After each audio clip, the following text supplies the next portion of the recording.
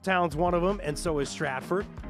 Today's show is part of a series of interviews we're doing with political candidates in our state, hoping that we can keep it as civil, I guess, as the vice presidential debate was last night. Maybe we'll be able to do something like that. Talking with both sides, Republicans and Democrats, in some of the key races in Connecticut. Last week, we spoke with candidates for Connecticut's 1st Congressional District. If you missed that live, you want to catch up, listen to the podcast, you could also go to ctpublic.org/wheelhouse. Up first today, Michael Massey, a Republican candidate. Michael, thank you so much for joining us this morning. Yeah, thank you for having me. Good to see you. Good to see your face this morning.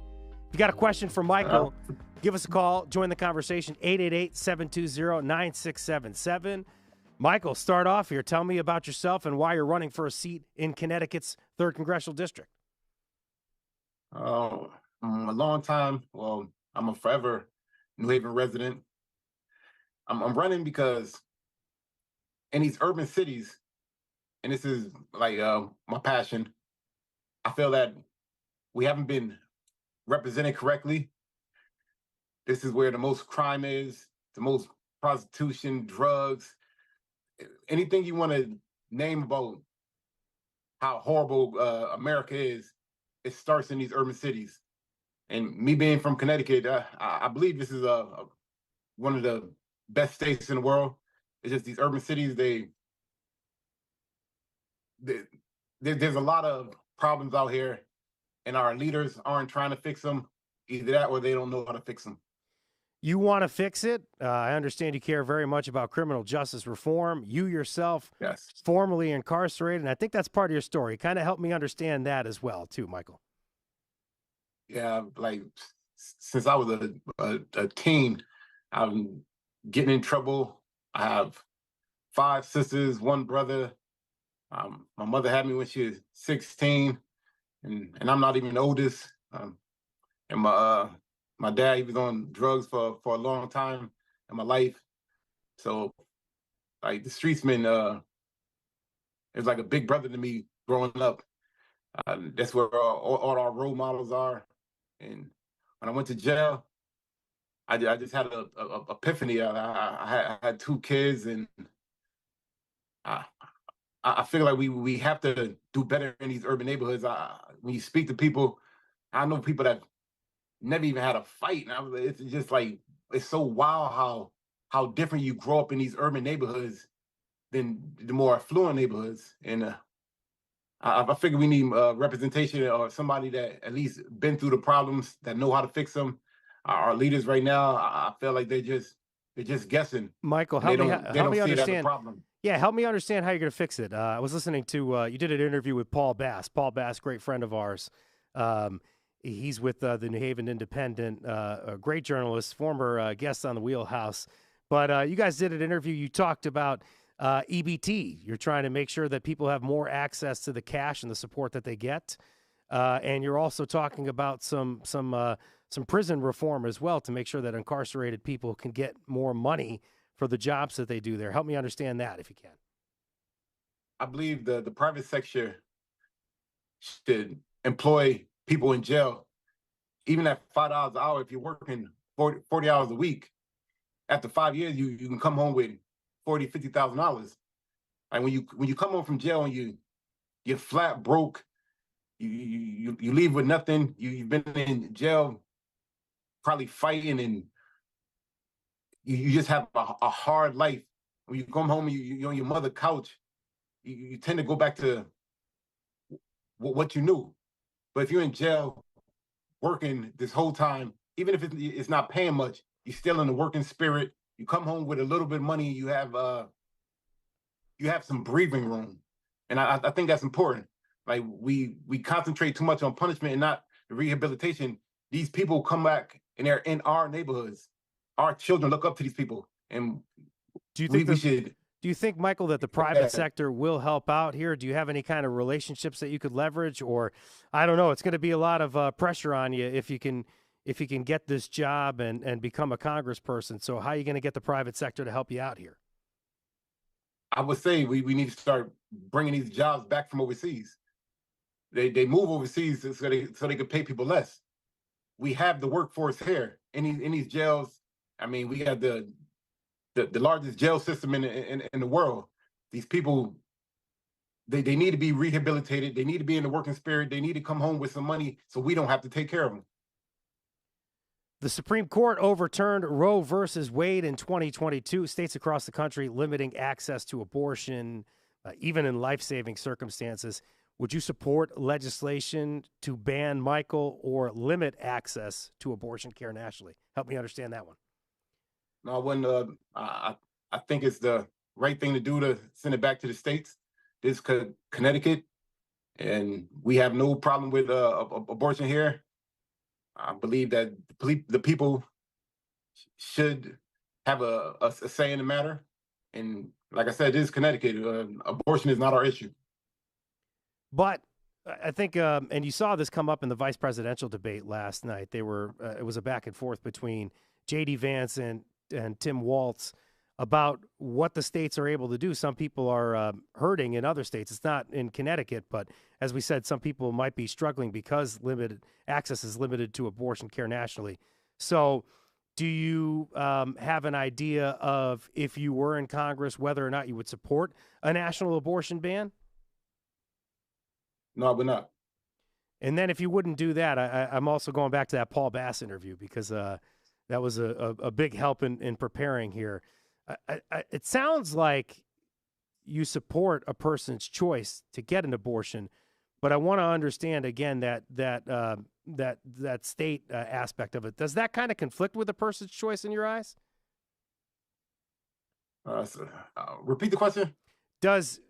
If a state says that you could only do, if a state limits access to abortion, does that conflict in any way with a person's choice? So would you protect a person's choice over, say, a state's right to make a law over abortion? I believe the people should be able to vote that person out and vote the person in that aligns with their way of thinking. You're running against Rosa DeLauro. She's a leading figure nationally in the push for a permanent, robust child care credit. Parents in Connecticut struggling to find affordable child care. What are your plans to improve care accessibility for families across the state? I would imagine it'd help a lot of people in New Haven, Stratford, Middletown, people looking for access to care for kids locally for help. How can you help these families? I have a policy. It's called baby bonuses. It's a financial incentive. I believe if we can have the people vote to defund illegal immigration, that money could be allocated to get these single women a $5,000 bonus just to have a baby, $10,000 bonus for married couples. I believe this will help in the abortion debate. So, Michael, help me out understand here. Would you try to? I don't know if we lost you there. I think we still have you. We lost Michael temporarily. So right now we are talking with Michael Massey, who is a candidate running for office in US 3, running against Rosa DeLauro. We've had a conversation so far. We've asked about reproductive rights. We've also asked about a couple of other key issues. We've gotten to learn a little bit about Michael. Michael, formerly incarcerated, as I understand it, from watching an interview that we had with Paul Bass. Paul Bass is another local reporter that's in the New Haven area. I'm stalling for time a little bit here, folks, trying to give you apprised of what's happening. But in that interview, we learned a little bit about Michael, and that Michael was formerly incarcerated, was in prison, and you can help me fill in the blanks here, Michael, but you saw something on TV, you learned about Donald Trump maybe, and you got into politics. Yeah, is my camera doing okay? I don't have you on camera right now, but we still got your audio, so you can go ahead and talk. Yeah, so I'm watching Donald Trump's speech. No, let me start from the beginning. Yeah, go ahead. So in prison, they have a white TV, a black TV, and a Spanish TV. This day, Donald Trump is about to talk, so we're watching CNN, and on the white TV, they're watching Fox. And it was this old black dude that I used to play chess with. So I asked him, like, why are you over there watching Fox when we're about to watch the same thing over here. And he told me he just want to hear what Donald Trump has to say without seeing him spinning it. And he was like, matter of fact, just come watch this with me. So I watched the speech, and he asked me how I feel about it. I said it was a pretty good speech. It seemed like he really cares. He want to do something with America. And he said, now go over there and watch CNN, and they're gonna say it was racist. They're gonna say it was divisive. They're probably gonna say something about sexism or whatever. And damned if I ain't go over there and they said everything that he said, like it was like it was a Nazi speech or something. The same speech that I just said, I liked it. CNN is saying how terrible it is, how much he hates this person and that person, and they start pushing. Well, he didn't really say it. It was a dog whistle, which only means is this is what I want you to think he was saying, and it changed me that day. I started. You voted for Trump in 2020, was it? More. You were able to get out of prison, and then you think you voted in 2020? Yes. So you voted for Trump in 2020. You're here now. You're a candidate. Go ahead. This is the first time I ever voted. First time you ever voted. I wonder, Michael, if you gave CNN or another organization or something like that another shot after that, because you sound kind of like you have policies on both sides here, not necessarily just Republican, but you have some ideas as an urban candidate. I wonder. Maybe if you were both sides here, you could do Democrat, Republican. Maybe you're trying to reach out to Democrats. How would you reach out to people in the cities on affordable housing? Help me there. When it comes to affordable housing, I believe we need access to cash more than anything. Need access to cash, you're saying? Sorry. I believe Connecticut does a pretty good job in affordable housing. But the main thing is these people grow up so poor, and the culture is terrible in these neighborhoods. I believe my policies will help with that. I have a policy called student investments. When you shut down apartment education, and now we would allocate that money to parents of these children that are getting honors. Up to $4,000. So a lot of your plan is kind of similar to what we're hearing with, I think, with Rosa DeLauro and Kamala Harris nationally, where we're talking about getting more money to families. And I think some of the Republicans are having that too. I think we need to bypass Congress and get that money directly to the people. Understand that. What about like in terms of affordable housing? Like what about rent increases? Could you go after landlords with some kind of federal policy or something like that? Would you do that, or would you shy away from that? I would shy away from that. Like these people, they paid a lot for their lives and for these homes. That we need to stay away from putting restriction on private companies, private landlords. The private section work that out. If you're charging too much, people aren't going to rent there. Hey, just really quickly, can you help me understand here as we finish up the interview here? This is the end. What you would do to reach across the aisle and maybe work with Democrats nationally if you're elected. Help me understand how you would try to work with your colleagues in Congress. I'm not an extreme partisan. I actually just became a Republican 8 years ago. I was pretty atypical. I mean, I don't hate Democrats. I don't dislike our leaders right now. I just feel that these urban communities are underrepresented. We need at least one person in Congress that has been through the life that I've been through. We're not going to fix things if we just have leaders that's just guessing how to fix the biggest issue in America, which is people getting killed in these urban cities. Michael Massey just recently got involved in politics, now running for Congress.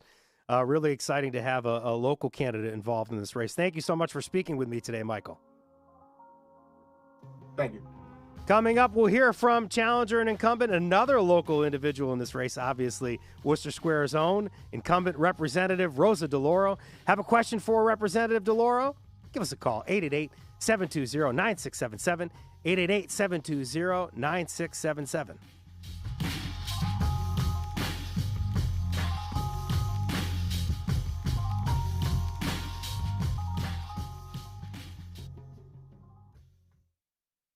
Support comes from Yale Glee Club, presenting Buxtehude Baroque Masterwork, Membra Yazoo Nostri, led by School of Music professor Jeffrey Dauma, and accompanied by the Elm City Consort, Sunday, October 13th at 4 p.m. at Christ Church in New Haven. Free admission. Hey there, cord cutters. We feel your pain. Stop the scroll. The Connecticut Public Plus app is now available on your smart TV. Watch and listen to hours of live stream and on-demand programming, exclusive content from our archive of original programming, and PBS favorites on your smart TV at no cost to you. So here's to ending all that scrolling, the Connecticut Public Plus app. To learn more, visit ctpublic.org/plus. In New England, the weather is always changing. Listen for forecasts from meteorologist Garrett Argianis during Morning Edition and All Things Considered. Support comes from Mystic Seaport Museum and Chapel Haven Schleifer Center. Recognized for exceptional storytelling and visuals. Watch outstanding shows on demand and listen to local and regional reporting and award-winning podcasts anytime, anywhere. See what all the hype is about. Stream today at ctpublic.org/awards. Support comes from Grace Farms Foundation. On October 21st at 6 p.m., the celebrated London Philharmonic Orchestra will be at Grace Farms for a remarkable evening performance in the glass-enclosed River Building. For tickets, go to gracefarms.org. This is the Wheelhouse from Connecticut Public Radio. I'm Frankie Graziano. We just heard from Republican candidate for the U.S. Congressional 3rd District, Michael Massey. Now I'm joined by his challenger. Very privileged to have right now on the line Congresswoman Rosa DeLauro. For our listeners, good morning. Good morning, Congresswoman. Good to see you. Great to see you. How are you? Where are you today? Are you in New Haven, Connecticut? I'm in New Haven. Yeah, I'm in my house in New Haven. Yeah. Very nice to see you live from New Haven, Connecticut this morning. Thank you. For our listeners, some of these questions are similar to the ones that we posed to Michael Massey. We want to just get a great idea of where these candidates fall on the issues. Congresswoman DeLauro, great to have you on the show today. Folks want to ask the Congresswoman a call. You get a rare opportunity to ask a question to a Congresswoman here. 888-720-9677, 888-720-9677. Congresswoman DeLauro, just an incredible career here in terms of longevity, longest tenured House member in Connecticut ever. I would imagine that comes with some pushback there as well. What would you say to people who say that you've been around for a long time and maybe it's time for a change? What would you say to some of those kind of folks?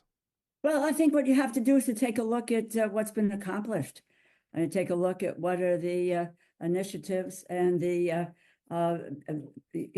accomplishments that I've been able to achieve over the years, which has to do with of understanding the legislative process, which working collegially with colleagues on both sides of the aisle, and being able to pass legislation that has been making a difference in people's lives. I think that's what people want to know about. That's what they want to see, is you understand what their lives are about, and that what you're going to do is to try to help to make that difference for them and their families. Collegially is a great $10 word there, because I would imagine that it's an incredible time right now working in the United States Congress. You guys just got the continuing resolution through on avoiding a government shutdown. But I would imagine, and I heard your speech, something that you don't want. I would imagine you'd want a more permanent resolution. So what can you do down there at a time where it's not so collegial, I guess? What can you do to try to deliver some of these permanent measures? Well, you do work from both sides of the aisle. I mean, my counterpart on the Appropriations Committee is a Congressman Tom Cole from Oklahoma, a Republican. Congressman Cole and I have worked together for years, not only as a chair and ranking member of the full committee, but with the Labor, Health, and Human Services and Education Subcommittee, which is where all of the health programs, all of the education programs, and work training and apprenticeship programs, where all of those programs reside. And Tom and I have had a very close relationship in getting those bills passed. And what we need to do it's a continuing resolution is not a way to govern. And Tom believes the same thing, that what we need to do, when we get back, which is after the election, is to make sure we hammer out the appropriations bills, all 12 of them, and pass them before the end of the year so that we can provide the American people with the services that they so desperately need in their lives. Parents in Connecticut struggling to find affordable child care. I know this is a very issue that is very close to your heart. What have you been doing, and what do you plan to do to improve accessibility to care for families across the state? Obviously, not at a local level here, but at the federal level. Well, I mean, two areas. First of all, child care is critical in today's lives. And, we're very easily persuaded that if the automobile industry is in difficulty, that they should be bailed out, that the airline industry, that we should take care of them. And child care is a major industry in this nation. And if you might recall, during the pandemic, women were pushed out of the workforce. They did not opt out, and they couldn't, there was no way for child care. And it was a very, very serious issue. And on that score, that most recently in the current bill, the current funding bill that we are living with today, is I was responsible for increasing child care by $1 billion, so that we could increase the opportunity for child care, that we could pay child care workers what they deserve, and they're taking care of our kids, and to make that difference. And the second piece of that is, as I think that I am the author of the child tax credit. I've been working on the child tax credit for the last 20 years or more. And in the American Rescue Plan, President Biden signed it into law, which provided the biggest middle-class tax cut in a generation, including helping to lift out millions of families out of poverty, lower the hunger rate. And that it only lasted for a year. And now I'm working very, very hard to make it permanent. And when I listen to people who talk about the child tax credit, because this was the opportunity for families, working families, middle-class families, to be able to afford child care so that they could go to work, that they could afford to put food on the table, that they could get school supplies for their kids, so that they can deal with paying a rent, dealing with housing or a mortgage. And there's significant data that says that this is what they use the child tax credit for. It is the antidote to inflation, and one way in which to deal with the inflation issues today, a very successful program, which we should make on a permanent basis. That is what I will be fighting for. Congresswoman, just to kind of follow up here, as a journalist, but as a parent first and foremost, it's been quite dismaying to see at the local level here, at least, a lot of the money, obviously, with ARPA dollars have gone away, and that stood up kind of the child care industry, at least locally here in Connecticut. So we here at the Wheelhouse and Connecticut Public have been trying to figure out and follow up, figure out how much money could come through to support child care and early education.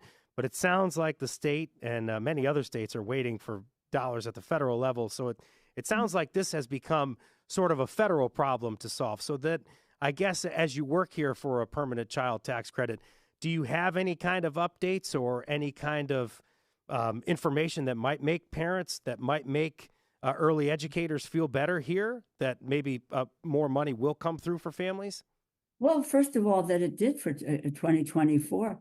We were responsible, and I was responsible for providing an additional, this is beyond the American Rescue Plan, $1 billion for child care. You can talk to the state of Connecticut and Commissioner Bai. We worked very, very closely together about being able to increase the dollars for child care in our community. I think it's interesting and you mentioned early childhood education, which I have been a very big proponent of.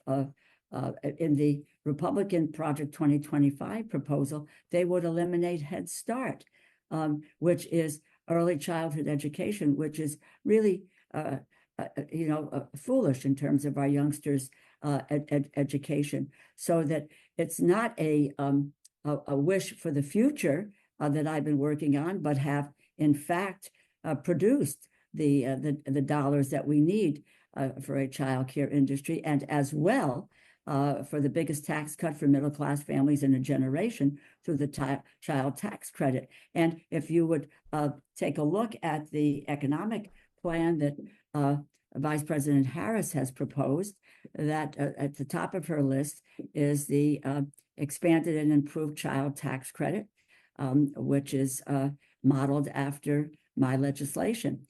And it's the $6,000 for families, including a bonus for newborns. And not only that, but Congressman Walz, or Governor Walz, I served with him as he was a member of Congress, but as Governor Walz, he has implemented a child tax credit in the state of Minnesota. So that issue has become a flagship issue for the Democratic Party. And so I think it bodes well for thinking about how we provide families. Today, the biggest issue facing families is cost of living. Yep. Cost of living. They struggle paycheck to paycheck. So programs like the child tax credit, like what we've done with child care, is Congresswoman, thank you for that confirmation. I only got a few minutes left in this interview. I want to make sure that I get it to you. I'm asking you too many follow-up questions here. I apologize. 888-720-9677. You got to call quick here if you want to be able to ask the Congresswoman a question. 888-720-9677. Supreme Court overturning Roe versus Wade in 2022. States across the country limiting access to abortions. I don't have to tell you about this, Congresswoman. You know a lot about this. I imagine you're trying to work to protect the right reproductive rights. Help me understand what you would do to kind of continue on here in the wake of the Supreme Court overturning Roe versus Wade. Well, what we have to do, and we can do this through the Congress, is to make Roe v. Wade the law of the land. And Vice President Harris says that that a piece of legislation that she would support. And quite frankly, no woman should be held hostage by their geography. Women need to make the decision about their families. They do that with their family, with their conscience, and with the people that they have the most faith in, including whatever their religious background is. They make these decisions. The fact of the matter is, it's what is at stake here is that my colleagues on the other side of the aisle refuse to respect and trust women in the decisions that they make about themselves and their families. And it's really, in fact, the Republican goal to ban abortion, making it harder to access family planning care like birth control or IVF.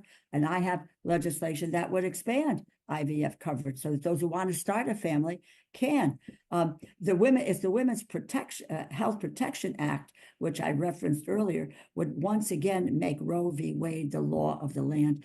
And Kamala Harris said she would sign that as president. She would sign that legislation. Congresswoman DeLauro, you're talking about here, if reelected, making this the law of the land. Roe versus Wade is something you'd work to do. You're talking about the expanded permanent child tax credit. Help me understand how to solve the great riddle that is affordable housing, particularly, obviously, at the local level, issues with planning and zoning. How does the federal government kind of counteract that? Yeah, well, that's, you've hit the nail on the head. The housing issue is one that is a serious issue, not only in our community, in our state, but that is nationwide.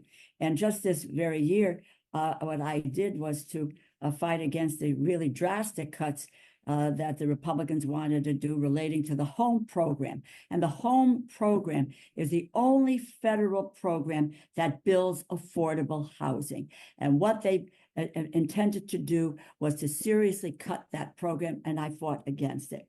The Transportation Housing Bill, which is an appropriations subcommittee, includes investments in affordable housing, and it includes investments for seniors and people with disabilities as well. I also have a legislation that would allow people who are subject to evictions, and that mostly happens to single moms with large families, is that giving them the opportunity to get legal counsel, and the way that their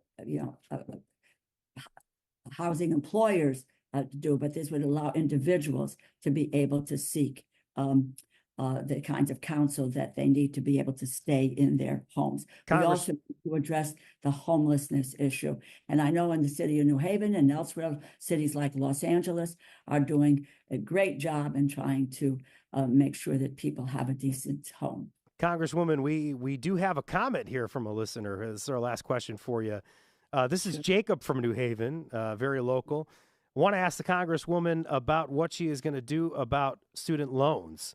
I was enrolled in the same program, and now it's being blocked by the courts, is what Jacob said. Do you have an update for Jacob there? Here, Sure, last question. I'm happy to do that. Even with regard to what the courts did, Jacob, and you're right, it's another issue. When I say that families today are struggling, people like yourself struggling to try to make ends meet, and then you have to deal with student loans, and you've got the courts who thwart that effort that the president has been engaged in, and even with what the court has done, the president has in fact created opportunities for students to be able to get relief from student debt. It's a serious issue, one that and the other piece of this is I want to protect students from what are called predatory colleges that charge people money, don't provide the kind of degree that gets them a job and takes their money, if you will, and runs.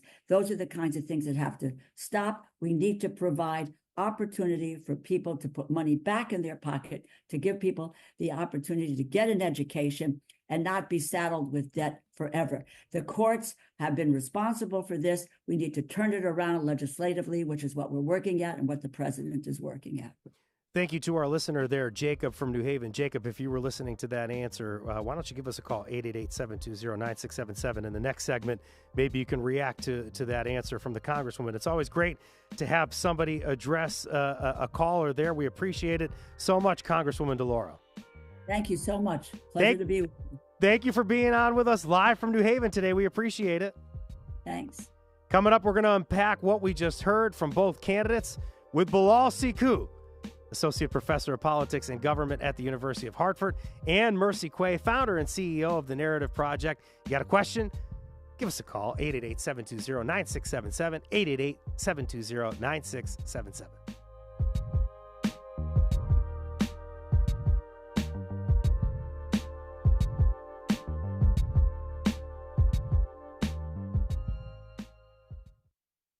Support comes from the Nature Conservancy in Connecticut, keeping the promise to protect our state's lands and waters from Long Island Sound to the Appalachians in the northwest corner while addressing climate change.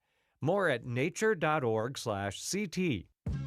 Tech giants, major airlines, grocery chains, even Ticketmaster. Under the Biden administration, the Federal Trade Commission has significantly stepped up antitrust enforcement. However, whether it's good for consumers, whether it's good for the economy, whether it's good for competitiveness, that is a different question. We'll look for an answer and examine the antitrust legacy President Biden will leave behind. That's on the next On Point. Listen this morning at 10. Community, justice, nature, history, culture, criminal legal system, public service, war, resistance and liberation, compassion. Man, it was, the discovery. Disruptions are all around us. Some spark joy and possibility, and others move us to take action and reevaluate our world. I'm Kalila Brown Dean, host of Disrupted. Join me Fridays at 9 a.m. and Sundays at 2 p.m. Support comes from the Webb Dean Stevens Museum, presenting From Grieving Hearts to Guiding Spirits with medium Scott Allen on October 3rd from 6 to 8 p.m. Discover how grief can transform into healing and hope. Details at wdsmuseum.org. This is The Wheelhouse from Connecticut Public Radio. I'm Frankie Graziano. Been talking to candidates for Connecticut's 3rd Congressional District. The incumbent Democrat, Congresswoman Rosa DeLauro, and her Republican opponent, Michael Massey. And now you're looking at a lucky man. We're going to unpack some of what was said in our expert panel with some great guests. Mercy Quay, founder and CEO of the Narrative Project, also teaching at Quinnipiac University. You saw Bilal there. There's Mercy. Thank you so much, Mercy, for joining us today. Thanks for having me. Yeah, thank you so much. Thank you for coming up today from the New Haven area. New Haven. Also with us, Bilal Sekou, Hilliard College Associate Professor of Politics and Government at the University of Hartford. Hi. Go Hawks. Indeed, the Hartford Hawks. Hey, as much as I would love to talk about sports, the Hawks, maybe your Buckeyes, whatever, I want folks to know that if they got a question about something they just heard from our candidates for Connecticut's 3rd Congressional District, let us know. Call 888-720-9677, 888-720-9677. Hey, Bilal, we heard both candidates explain their stances on some major issues. We got a little bit of child care, housing, criminal justice reform. Where do you want to start? Well, first of all, those are really, great questions. And I think they're the kind of questions that are on the minds of a lot of Americans, especially the question around childcare and housing, which are, two really critical issues. I think we saw a sharp contrast between the two candidates. I think clearly Mike is, someone who is out there who's running. He's got a great story in terms of the background, but I think, it was clear it wasn't a great interview by any stretch of the imagination.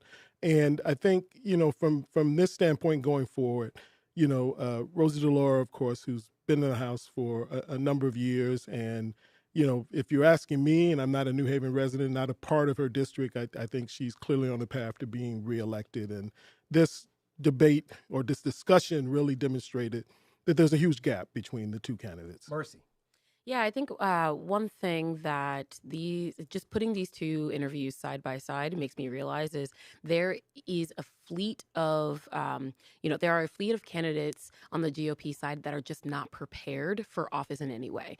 I think that what we're seeing from the Democratic candidates are a polish, right? A preparedness, an understanding of the issues, an understanding of the policy proposals. One thing that I was really disappointed to see from Massey was, give me a policy that I can latch onto. Give me something to take back to New Haven, where my friends and family live, who are, that they can latch onto, that they can go back right home to and say, this is what I'm sending my kids to school on. And there just isn't enough to chew on there. Whereas DeLauro came with her record, ready to speak to that record, ready to give you numbers, had policies to think about for her next term in office, which I think we are preparing to see. I'm going to take this in a positive level, though. I mean, we take democracy very seriously, and we have to.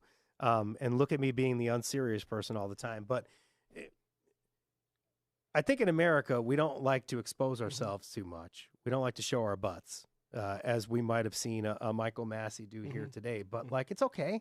Yeah. Michael, I think, was in prison 4 or 5 years ago, right? So he's new to this, right? Right. So, maybe that polish does come with time if he sticks with us. And maybe turns to a couple of news stations, perhaps, and not just one. Maybe you could get that, but maybe you can have an opportunity where you don't excel here in the first race or something like that, and maybe you get better in the future. Right. I don't know. For me, just 2 points very quickly. One is I love his story, and I think this is the kind of story that really needs to be heard by a lot of people. Here's someone who went to prison, has come out, and wants to give back to his community, which is just an incredible accomplishment on his part, and nothing, you can't take away from that. And so certainly that's the case. The second problem, I think, though, is that, clearly this is probably a race that not many Republicans wanted to run against DeLauro. And so they came up with a candidate just to have as a placeholder. But it really, just taking a step back, and this sort of gets at what Macy was saying earlier, is that you develop candidates, you do candidate training, you do the work to do so that they're much more polished when they do the interviews. And so clearly this is also showing a failure on the part of the Republican Party in general in the state in terms of picking a candidate, doing the kind of work to really polish them up with regard to being able to talk about the issues, to talk with, and to be able to do that and do that effectively. And clearly that didn't come through. DeLauro has been in office for a long time. She's got a long record of accomplishments and a record of activity in Congress. And so she's just able to talk about that more easily. And I think that clearly showed. On the other side of what we just talked about and me being positive, What happens when you don't get policies to latch onto is you can end up kind of arriving at dead ends. Right. So like I got there a couple of times in the interview. So there's this interesting thing where I think Michael a lot sounds like he could be reaching out to people on both sides of the aisle a lot of times, criminal justice reform, whatever. But you get stopped into this kind of dead end space where as a Republican candidate, a lot of times we're hearing that you can't kind of get involved in what the states are doing, right? That's a big thing with reproductive rights. Or you have to bring in the jobs from overseas. You have to bring them back home, which is a lot of things that we hear when we're talking about working with private sector companies. So you kind of get into a dead end there with criminal justice reform. So like, I don't know. Are we seeing this issue a lot nationally where we kind of get stuck where we have to feel like we have to be either a true Democrat or a true Republican or a true third party this? Oh, well, I mean, we don't have enough time to talk about the fact that, the two-party system is not working for us right now, right? But I will say, the pros and cons of really the existence of a candidate like Mike Massey is, we are seeing an uptick, Bilal. I think we've talked about this before. We are seeing an uptick of Black men in particular who are leaning towards the Republican Party because they do not see themselves represented adequately in the Democratic Party, right? And so what we see in Michael Massey's existence as a candidate is really calling in a demographic of people who don't feel seen, who can give them an example of, listen, I don't have to be the polished guy. I don't have to have X, Y, and Z degree or 40 years of experience in policymaking to know that my neighborhood is this and needs this, right? And I think that's the appeal of a candidate like Mike Massey. But where the issue is, right, when we are stepping up to the plate or the microphone with only talking points and no policy points, it doesn't do our communities any service, right? I'm someone from New Haven, born, raised, and stayed, right? And, I in my bio, anywhere you see, I put in my bio that I'm the only thing that makes me different from other people from New Haven is I'm just an inner city kid who went to college, right? So I resonate with Mike Massey's story, but I'm not seeing how we get from point A to point B where I see policies that impact my friends and family. Right. And actually, when you think about it, the natural progression for someone like him should have been first step, city council, perhaps, Absolutely. or something at the local level, and then you move up. To jump immediately into a congressional race is just crazy. But at the same time, and this is the other part, I grew up like you. I grew up in the city of Detroit, and so his story really resonates with me. I had friends of mine I grew up with who went to prison, drug addiction, all of those kinds of things. But what struck me about the contrast in this, and I think it's just the general focus of the current presidential election, he is raising, I think, really important issues about our cities, issues about criminal justice reform. These are things that really are important in communities of color, and they are not a part of the conversation. And so while certainly child care and other issues are things that are very impactful in communities of color, but at the same time, if you're a Black man and you're living and you grew up in a city like New Haven, the criminal justice system is an issue that needs to be addressed and talked about. The state of cities in terms of jobs, dealing with crime. So all of those kinds of issues are real issues that need to be addressed. The state of the public schools. But unfortunately, those are not the ones that are really being focused on this election cycle. Let me try to recover after getting knocked down my butt by Mercy and Bilal here, telling me about their experiences growing up in the city. Some great testimony there. I appreciate it. But like I messed with Michael there a little bit there, talking about, you get your news maybe from one source or whatever. But I bring that up to say that I want to be able to sometimes talk about issues in two different ways, right? Like racism, for example. I want to be able to give somebody a perspective, especially a Black man, to come on here and say that maybe racism doesn't exist. That's fine. We want to be able to talk about that. But we want to also give you the other side of that coin. I think we do that here at Connecticut Public. I think we do that at NPR. Like to be able to say that, hey, you have your opportunity to say that you don't think that maybe racism exists, but to also then have the opportunity to say that there's a lot of people out there that do think that racism exists, obviously.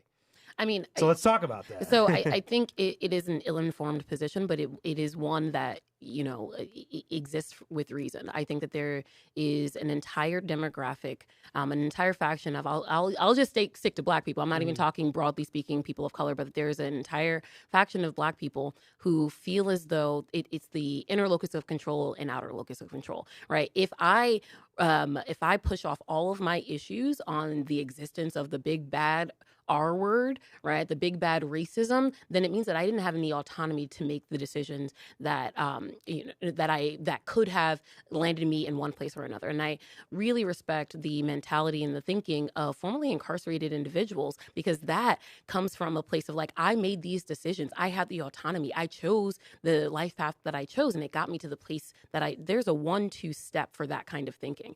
If you extrapolate that, when you put that in the lens of racism, if there is something else that is responsible for my failure or my oppression in some way, my poverty, my inability to seek housing, to secure housing, my inability to secure a job, right? If there's something else out there, that's unattainable. That's harder to tackle. That's harder to solve for. But if it's me and the autonomy is all mine, then there's a little bit more wiggle room. That is in alignment with the idea of the American dream. That works really well. The American dream doesn't allow for space to think that racism is the problem, because otherwise, what about those bootstraps? Yeah.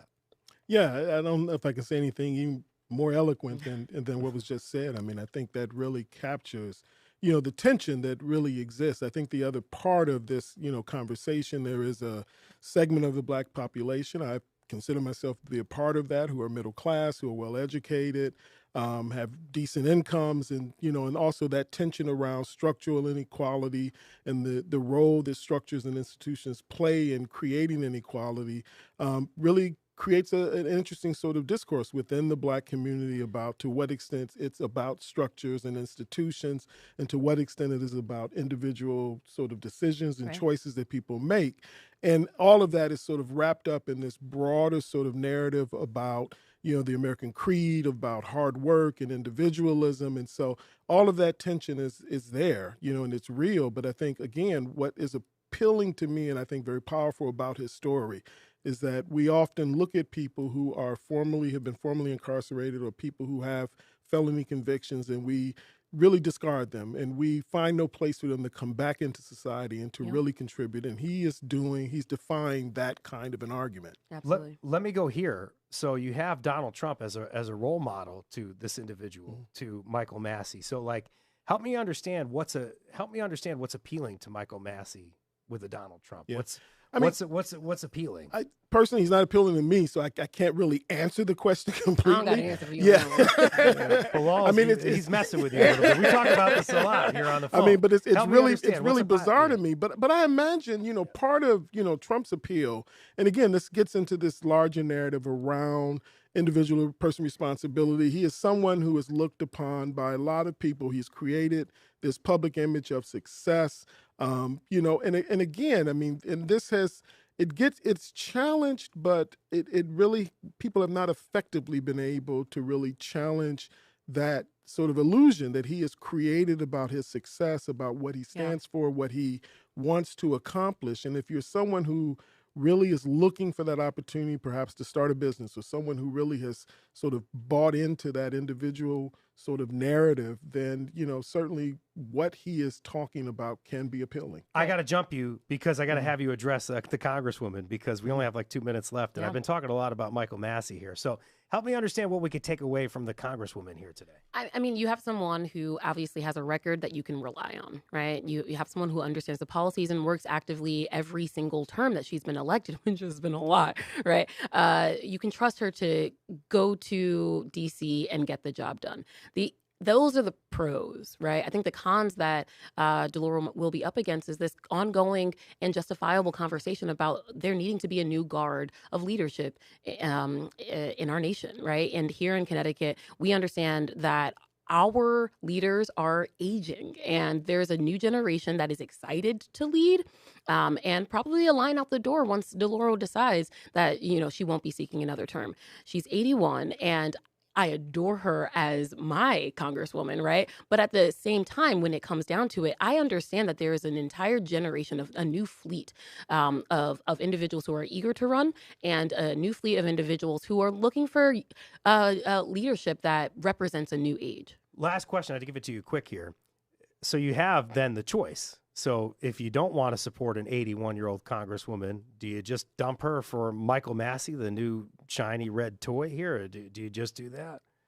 Or do you just continue to go with somebody that... I think ideologically, it's not. It all depends on what your motivations are for this election cycle, right? And I think that there are several individuals in New Haven specifically who will relate to Michael Massey's story. I understand it. It resonates with me. I have friends who have been incarcerated. I went to high school with several people who have been incarcerated and who are coming out and starting lives anew. But I don't think that the comparison is something that is rises to the level of consideration of dumping DeLauro. You can't judge somebody by their age. You can't judge them by the color of their hair. Mercy Quay, founder and CEO of The Narrative Project and teacher at Quinnipiac University. Thank you so much for coming up here. Thank you for having me. Thank you for slaying and looking great, too, while you did it, too. I appreciate it. Bilal Sekou, he looks great, too.